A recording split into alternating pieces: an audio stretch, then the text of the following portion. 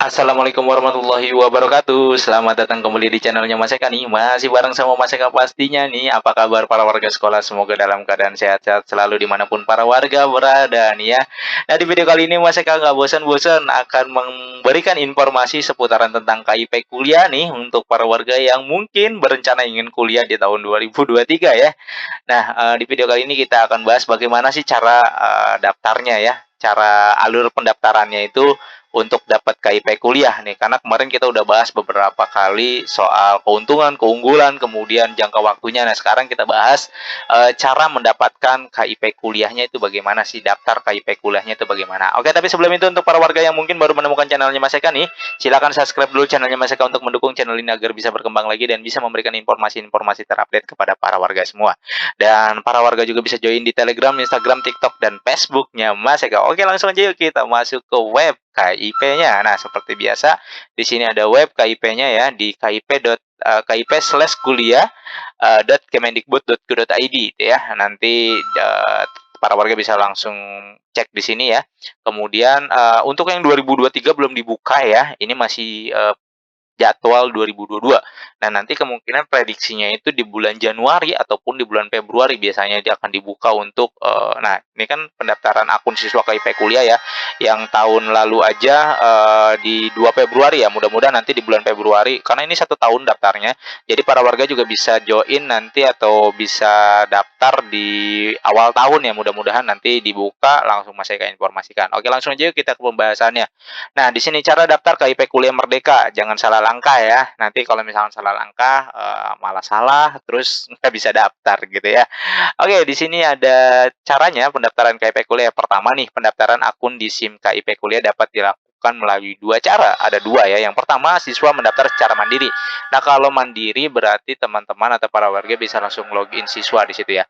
Nah, yang kedua adalah perguruan tinggi mendaftarkan mahasiswa yang sudah diterima dan melakukan registrasi. Jadi teman-teman bisa daftar sendiri atau didaftarkan oleh perguruan tingginya tuh ya, yang sudah diterima dan melakukan registrasi. Jadi kalau misalkan baiknya sih daftar sendiri lah daripada didaftarin oleh perguruan tingginya ya, nanti agak ribet ya. Mendingan daftar sendiri aja. Jadi kita lebih tahu. Jadi ada 2 cara, yang pertama daftar sendiri dan melalui perguruan tinggi ya. Karena kalau kita misalkan sudah terregistrasi dan sudah terdaftar. Nah, untuk pendaftaran akunnya nih ya, pendaftaran akun di SIM KIP kuliah, calon penerima harus memasukkan data yang valid sebagai berikut. Jadi kan pada saat mau login di sini, teman-teman harus menyiapkan yang pertama nomor induk kependudukan. Nah, ini nik ini biasanya ada di KTP ya. Punya dong KTP-nya, karena kan udah pada lulus SMA ya.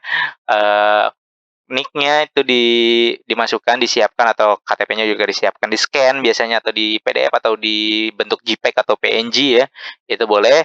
Kemudian nomor induk siswa nasional. Nah, ini SN ini biasanya sudah ada di rapot tuh ya. Beda, jangan salah ya, jangan salah maksud nih NISN di sini nomor induk siswa nasional terus yang dimasukin nomor induk sekolah, bukan ya. Nomor induk siswa nasional dia ada 7 ke-7 apa 11 ya, Mas, saya agak lupa, 7 digit apa 11. Nah, kalau misalnya belum tahu, nah para warga bisa langsung cek di, webnya nisn.data.kemendikbud.go.id ini Mas Eka bukain di sini ya. Jadi kalau misalkan NISN-nya kan nggak ada, nah di sini cari berdasarkan nama saja. Tinggal masukin namanya, kemudian tempat lahirnya, tanggal lahirnya, terus nama ibunya siapa, terus saya bukan robot, kemudian cari, nanti di sini datanya akan muncul. Kemudian kalau yang, sudah lulus kan berarti kan lulus SMA ya. Nah, itu bisa verpa lulusannya di sini, sama nanti di sini masukkan NISN, kan, tadi belum tahu nih NISN-nya berapa, maka dicari dulu NISN-nya, kemudian nanti dilakukan verpa lulusan ya. Verpa lulusannya di sini, NISN-nya berapa, NIK-nya berapa, namanya siapa, kemudian tanggal lahir, disamakan jenis kelaminnya, nama ibu kandungnya siapa, emailnya apa, kemudian tahun lulus tahun berapa, pilih sekolahnya apa, ijazahnya di-upload gitu ya. Jadi NISN bisa cek di sini untuk para warga yang mungkin belum tahu NISN itu apa. Kemudian NPSN, nomor pokok sekolah nasional, para warga bisa cek di sini ya, di Dapodik ya. Dapodik, bentar, saya buka dulu Dapodik. Oke, Dapodikdas nih. Oke, kita masuk di sini dulu. Nah, untuk mengecek NPSN, jadi bedanya NISN dan NPSN adalah NISN itu untuk siswa, sementara nomor pokok sekolah nasional itu atau NPSN itu untuk sekolah. Nah, untuk ngecek NPSN ya, kalau misalkan teman-teman nggak tahu gitu ya, mau nanya nggak enak sama sekolah, terus di rapotnya juga nggak ada biodatanya, bisa ngecek sendiri di sini ya, data sekolah, kemudian tinggal cari, misalkan kita nyari Provinsi Jakarta ya, DKI Jakarta, sekolah kita apa nih jenjangnya. Nah, entar kita cari jenjangnya di sini ya. Kita mau ngambil Jakarta Barat misalkan di sini. Jakarta Barat, kemudian jenjang kecamatannya apa? Kalideres. Nah, nanti akan terlihat di sini jenjangnya nih ya, semua jenjang atau SMA. Misalkan kita mau jenjang SMA-nya ya. Nah, di sini ada. Nah, NPSN-nya akan muncul di sebelah sini ya. Di ini NPSN-nya itu ada semua, teman-teman tinggal di copy paste aja di sini. Tinggal di copy SMA-nya SMA mana. Semua negeri dan swasta ada di sini kecuali yang dari Kemenak. Kalau Kemenak dia ada di EMIS ya. Jadi itu ya, NISN nyarinya di sini, NPSN nyarinya di sini, di dapok.kemendikbud.go.id, kemudian dicari data pokoknya, pilih data sekolah ya. Kemudian setelah itu ya, calon penerima juga harus memiliki email yang aktif. Jadi emailnya harus aktif, jangan email yang tidak aktif. Pak, pasti punya lah kalau email aktif. Karena apa? Karena kan di handphone ya. Handphone emailnya udah pada aktif semua pakai Android atau Gmail semua, atau pakai iPhone juga harus pakai email juga ya. Karena pengiriman nomor pendaftaran dan kode aksesnya dikirim melalui email yang aktif tersebut ya.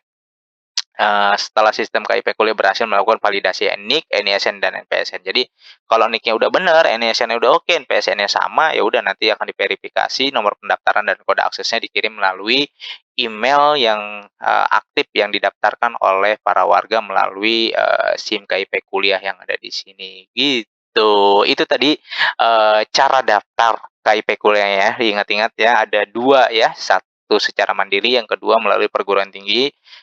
Mendaftarkan mahasiswa yang sudah diterima dan melakukan registrasi. Oke, mungkin itu aja informasi yang bisa Mas Eka sampaikan kepada para warga. Mudah-mudahan informasi ini bisa menambah wawasan para warga tentang seputaran PIP untuk pendidikan tinggi atau KIP kuliah nih ya. Seperti biasa, jika ada pertanyaan silakan langsung saja tanyakan di kolom komentar.